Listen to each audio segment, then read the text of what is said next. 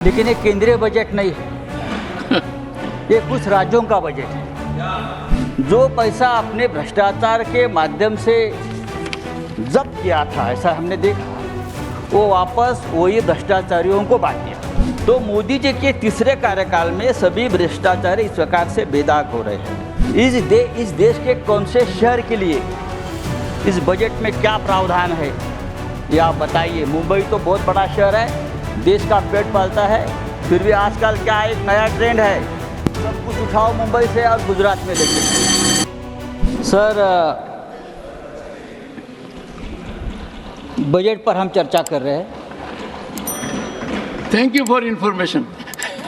लेकिन ये केंद्रीय बजट नहीं है, ये कुछ राज्यों का बजट है।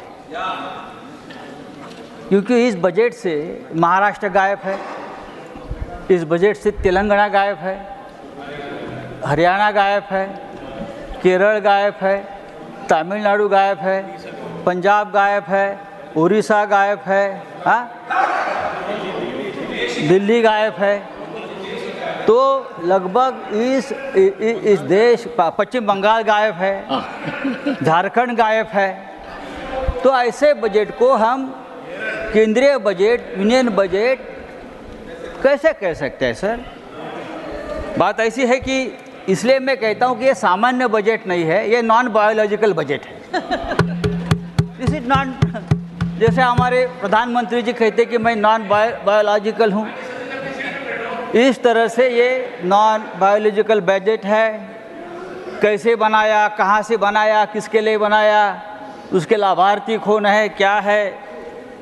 लेकिन एक बात तो सही है, ये बजट जो बना है, उस बजट के ऊपर लोकसभा का जो नतीजे है उसका बहुत बड़ा प्रभाव है। संजय जी, ये लोकसभा नतीजे से पीड़ित बजट है, ये पीड़ित बजट है। संजय जी, देखोगे मेरी तरफ? हाँ, मैं आपसे बात कर रहा हूँ सर, और मैं आपसे ही डायलॉग करूँगा। बस, यहाँ है कौन मेरा आपके सिवा? आप ही तो है भगवान। सर, प्रधानमंत्री जी ने कहा था कि मैं भ्रष्टाचार का पैसा जनता में बांटूंगा।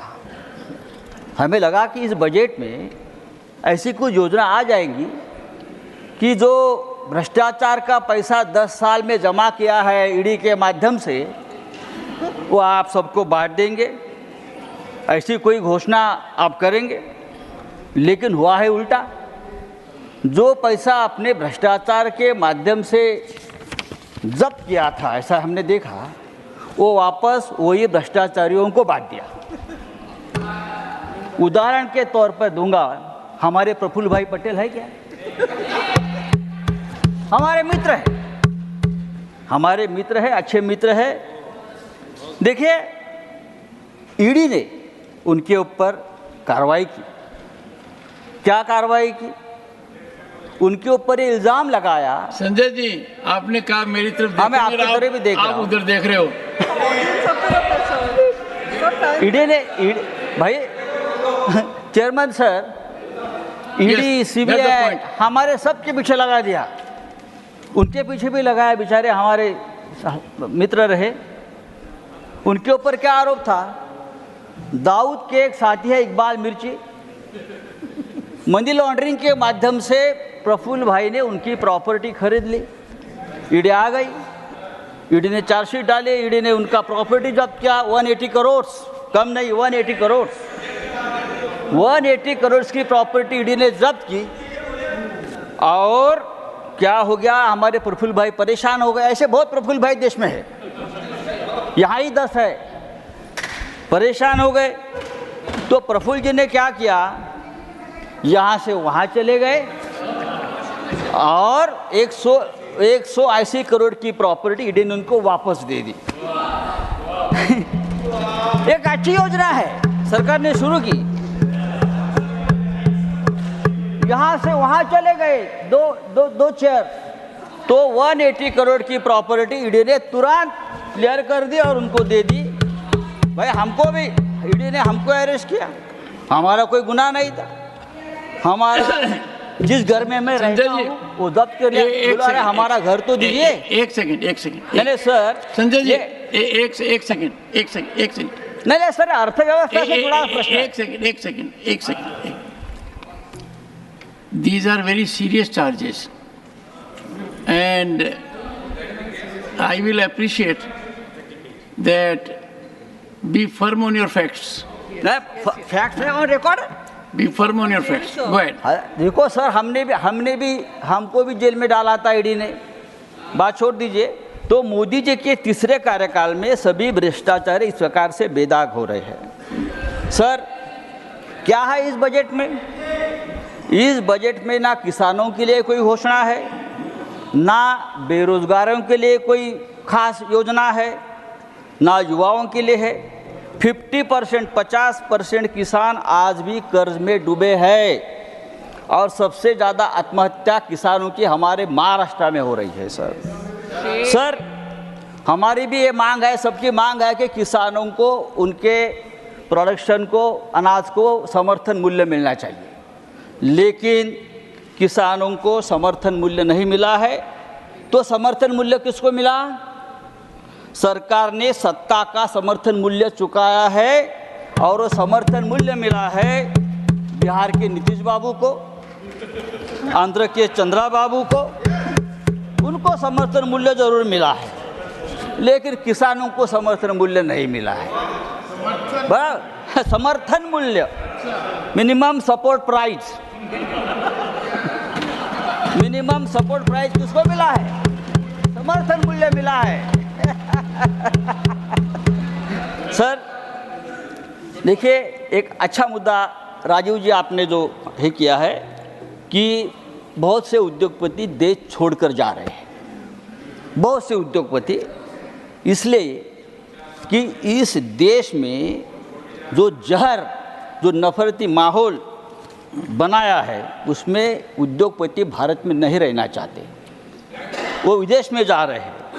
पिछले 8 सालों में भारत से हजारों उद्योगपति देश छोड़कर चले गए हैं। प्लीज राउंड अप अमेरिका में, और वहां जाकर अपनी इन्वेस्टमेंट कर रहे हैं। 6 लाख करोड़ से ज़्यादा इन्वेस्टमेंट अमेरिका में हुए हमारे लोगों की तरफ से, और वहाँ 5 लाख रोजगार हमारे लोगों ने वहाँ दिया है। Sir thank you mister Sanjay Raut. और मैं आपके तरफ देखकर बोल रहा हूँ। नहीं, you are head of time sir, time is crossed. Sir तो इसलिए मैं कहता हूँ ये जो नॉन बायोलॉजिकल बजट है। Mister Raut, last 1 minute. Last 1 minute. हाँ सर, आपने 4 करोड़ नौकरी देने का वादा किया, लेकिन 10 साल में आप 20 करोड़ नौकरियां देने वाले थे। 20 करोड़ कहाँ गई नौकरी? इस देश में बहुत से ऐसे राज्य, मुंबई सबसे ज़्यादा टैक्स देती है हिंदुस्तान को। मुंबई 3 लाख करोड़ सालाना टैक्स देती है, जीएसटी देती है, लेकिन मुंबई के लिए इस बजट में एक पैसे का आपने कोई प्रावधान नहीं किया है, कोई नहीं किया है। 100 स्मार्ट सिटीज बनाने वाले थे, कहाँ गई स्मार्ट सिटीज? लेकिन मुझे आनंद है कि आपने अमरावती के लिए कितना 15,000 करोड़ दिया है। नहीं भाई साहब, नहीं मुंबई कराड़ साहब औरंगाबाद पे नहीं बात करता हूँ। मुंबई धारावी जैसे हमारी एक प्रकल्प, बात छोड़ दीजिए। इस देश के कौन से शहर के लिए इस बजट में क्या प्रावधान है, ये आप बताइए। मुंबई तो बहुत बड़ा शहर है, देश का पेट पालता है, फिर भी आजकल क्या एक नया ट्रेंड है, सब कुछ उठाओ मुंबई से और गुजरात में लेके, सब कुछ उठाओ और गुजरात में लेके जाइए। It will not go on record. No. Shri Sanjay Kumar Jha, अच्छा संजय राउत जी, धन्यवाद। एक सेकंड सभापति महोदय। मिस्टर राउत, मैंने आपको mister Tiwari congratulate him later on, because every time you congratulate something, I find at the end of the day वो कुछ निचोड़ में बता नहीं। Sanjay ji, I gave you 60% more time.